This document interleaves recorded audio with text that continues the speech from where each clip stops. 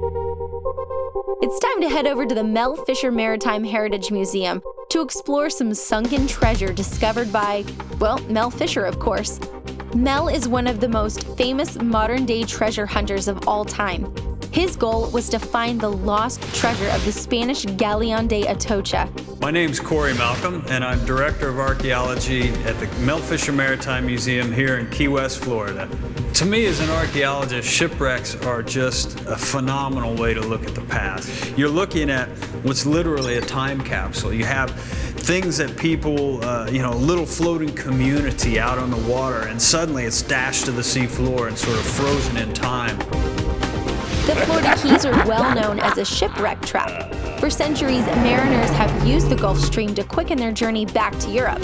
However, the shallow, coral-lined waters of the Florida Keys prove treacherous for ships' hulls. In addition, Florida's prone to hurricanes. So you combine a lot of ships, reefs just lurking offshore, and hurricanes, and that's a bad combination. That means a lot of people are going to get wrecked over the centuries. Well, Mel Fisher is a man who was regarded as the world's greatest treasure hunter, and he went out and spent much of his life looking for sunken ships, especially sunken treasure galleons, Spanish galleons.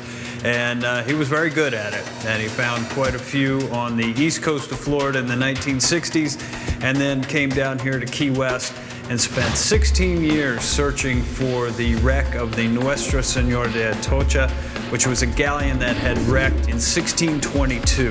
Finding the Atocha became all-consuming to Mel. Treasure hunting is seriously risky business, and Mel Fisher and his family faced dire consequences. Mel Fisher paid a very dear price in searching for the Atocha. His son, his daughter-in-law, and another diver were killed in the search for the Atocha. But he didn't give up, and I think that's really the greatest lesson. If somebody believes in something enough, don't give up.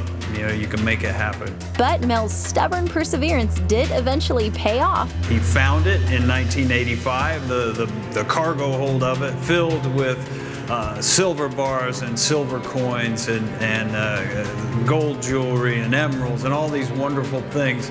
So we have a museum now that is filled with all these wonderful things from the wreck of the Atocha, also its sister ship, the Santa Margarita, which wrecked at the same time. And we can tell people all about galleons, from the bugs that were in the food to the anchors and the cannons and the wonderful treasures that were on board. Personally, I really like what we call the poison cup, which is this beautiful gold chalice from the wreck of the Atocha. And it was sort of this crazy thing. It had what were called bezoar stones were mounted in it, and it was used to neutralize poison. So if somebody was trying to poison you through your wine or something, you poured it in this cup.